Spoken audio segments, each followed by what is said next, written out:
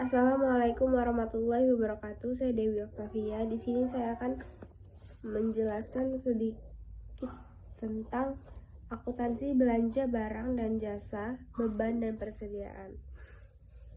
Dalam materi ini, belanja ada di laporan LRA, beban ada di laporan LO, persediaan ada di neraca daerah.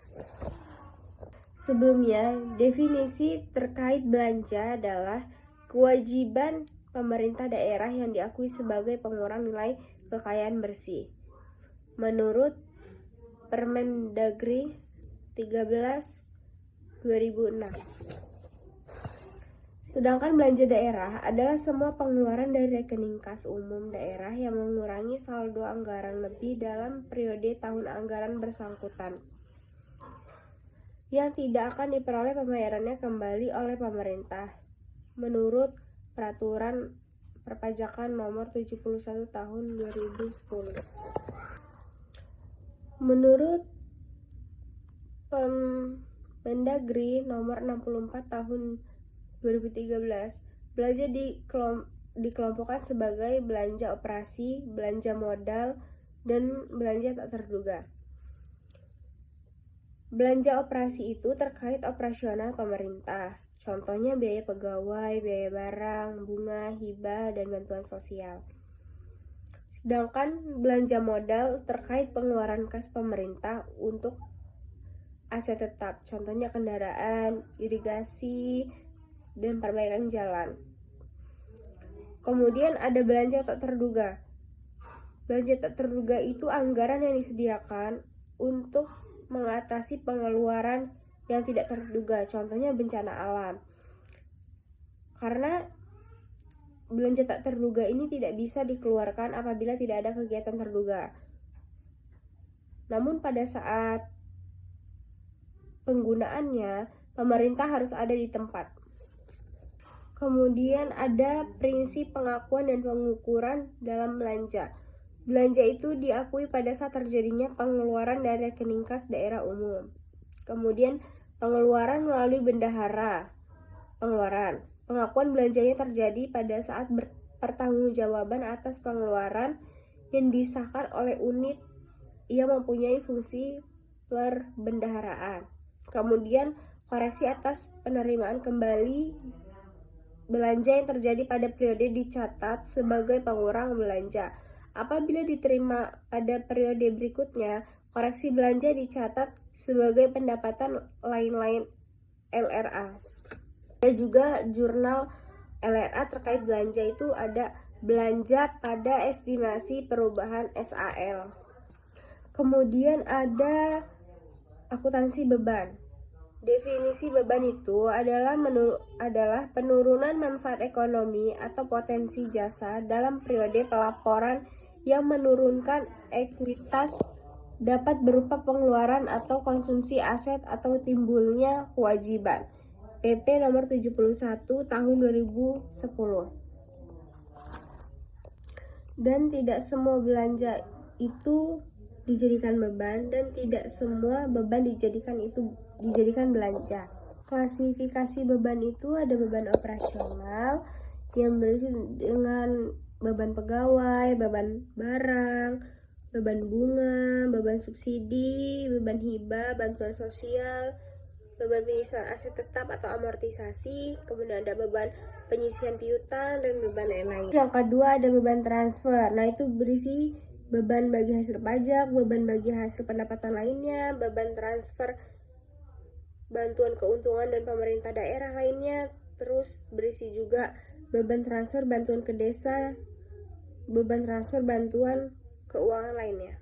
Terus yang ketiga ada beban non operasional. Itu beban yang sifatnya tidak rutin, yang berasal dari defisit penjualan aset non lancar, defisit penyelesaian kewajiban jangka panjang, defisit dari kegiatan non operasional lainnya.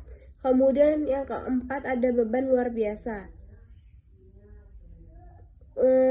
Untuk mencatat beban atas kejadian luar biasa, yang termasuk kejadian luar biasa itu yang pertama, tidak bisa diramalkan pada awal tahun anggaran, terus tidak diharapkan terjadi berulang-ulang, kejadiannya di luar kendali pemerintah.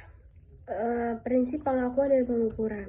Beban diakui pada saat timbulnya kewajiban, yaitu saat terjadinya peralihan hak dari pihak lain ke pemerintah tanpa diikuti keluarnya kas dari kas umum daerah.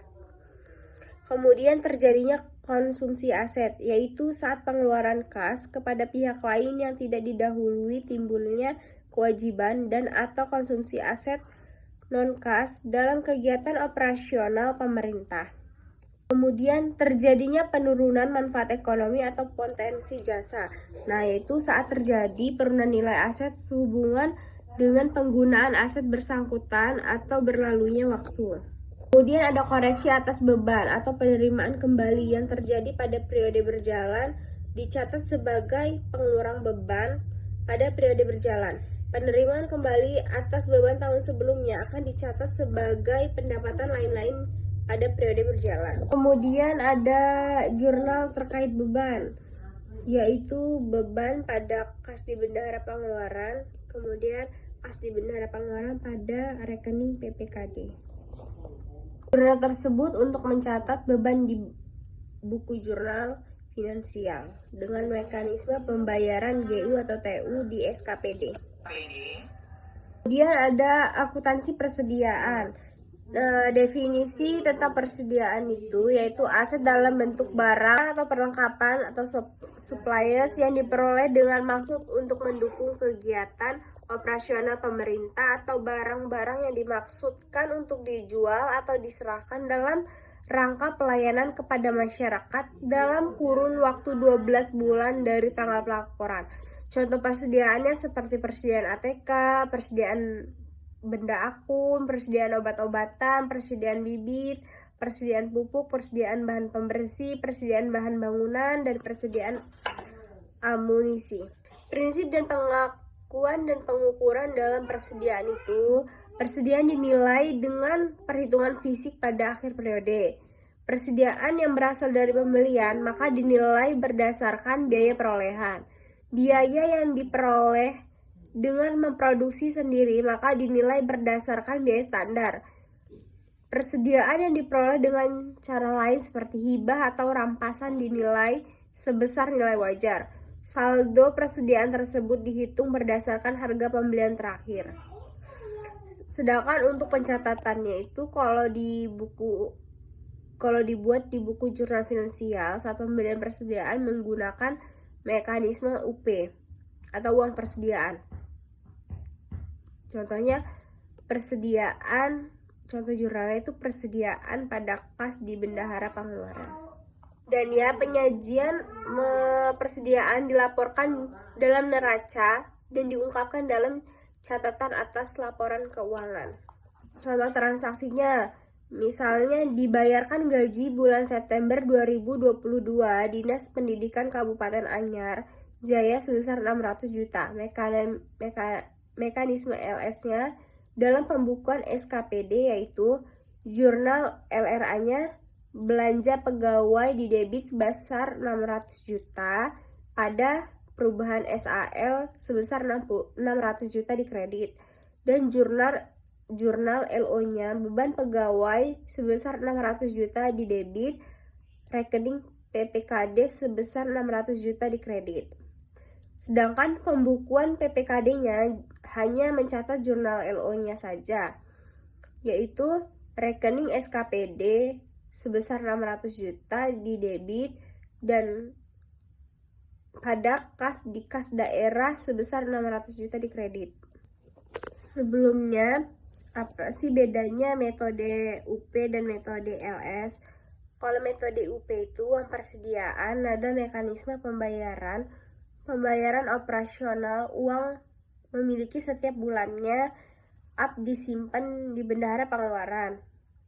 Sedangkan kalau metode LS adalah mekanisme pembayaran yang dilakukan langsung kepada penerimaan hak seperti bendahara pengeluaran.